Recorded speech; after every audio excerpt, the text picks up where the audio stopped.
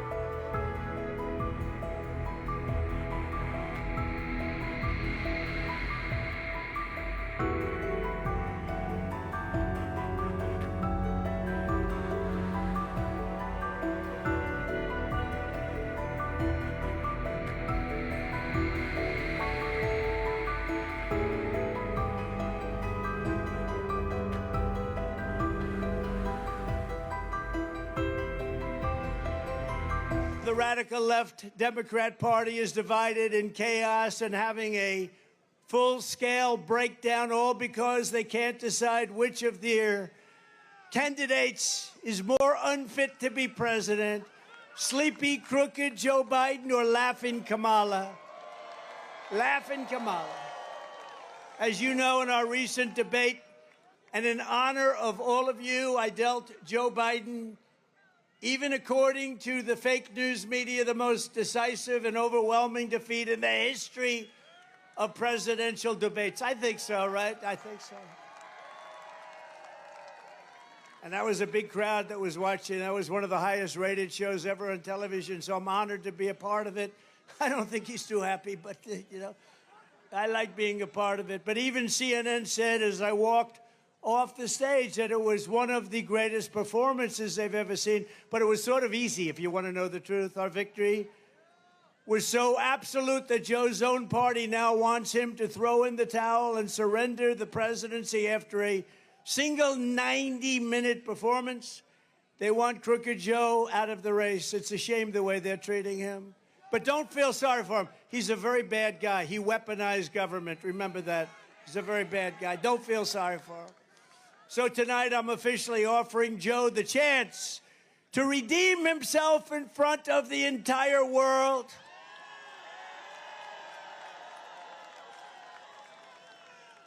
So Marco and Byron and everybody, here's what we're going to do. You guys can be referees if you like. Let's do another debate this week so that Sleepy Joe Biden can prove to everyone all over the world that he has what it takes to be president. But this time it will be man-to-man, no moderators, no holes barred. Just name the place, anytime, anywhere. And in the debate, Sleepy Joe also declared that he wanted to test his skills and stamina against mine on the golf course. Can you believe this? Did you ever see him swing? He's like this.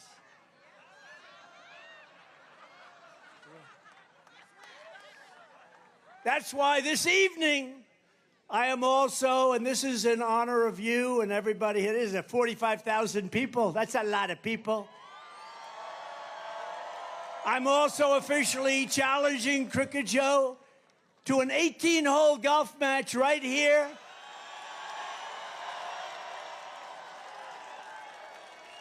On Doral Blue Monster, considered one of the greatest tournament golf courses anywhere in the world, one of the great courses of the world. It will be among the most watched sporting events in history, maybe bigger than the Ryder Cup or even the Masters. And I will even give Joe Biden 10 strokes aside. 10 strokes, that's a lot. That means 20 strokes in case you don't play golf.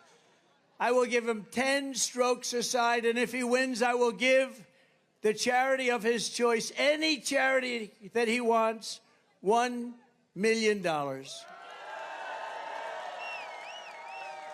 And I'll bet you he doesn't take the offer. I would bet because he's all talk. But what that match will do is prove that Joe is, in fact, all talk and no action. But on many things, not just golf. When pilots walk into the White House, he says he used to fly planes. He didn't. When truckers come in, he says he used to drive a truck. He didn't.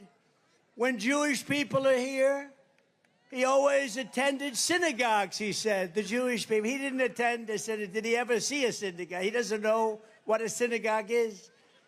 When black people come, he spent his Sundays in black churches. All of it's false, all of it's fake. He's a fake. Unfortunately, he was like that in Afghanistan.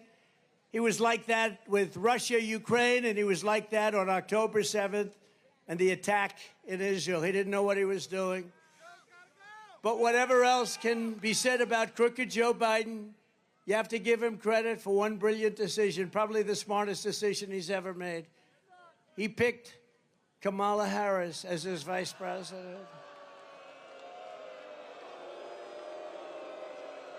No, it was brilliant because it was an insurance policy, maybe the best insurance policy I've ever seen, Marco. If Joe had picked someone even halfway competent, they would have bounced him from office years ago, but they can't because she's got to be their second choice. She has no choice and no chance. As vice president, Kamala Harris was given two jobs, two very important jobs, actually. First, she was put in charge of the U.S. border security and the border, and she never showed up. She's never gone. She never went there once, and the border's the worst border in the history of the world, not just in the number of years, the worst. We had the best border in history. She has the worst border in the history of the world. And then she was sent to Europe to deter Russia from attacking Ukraine. How did that work out? Not too good. Both times the result was a deadly failure. Since Kamala was made border czar, the Biden-Harris administration has lost track of an estimated 150,000 children, many of whom have undoubtedly been raped, trafficked, killed, or horribly abused. I think of it, 150,000 children are missing. They're gone. Nobody knows where they are. Many are not with us any longer. She's 100% for the Green New Scam, supports banning the sale of gas-powered cars. And as a senator, Kamala sided with socialist Bernie Sanders. He's a real socialist. He's serious. But not as bad as Biden turned out to be. Bernie's embarrassed by some of the things that Biden did because they push him around. It's the ultra-far-left government takeover of the entire health care system. And I don't think Kamala Harris's California socialism is going to go down well with the people of Doral, the people of Miami, or the people of Florida. Because in Florida, we don't like socialism. We want our freedom, right? We want our freedom.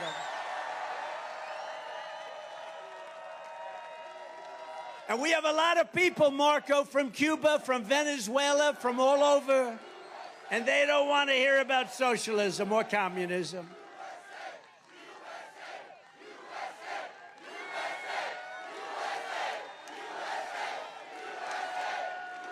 Thank you. Despite all the Democrat panic this week, the truth is it doesn't matter who they nominate because we are going to beat any one of them.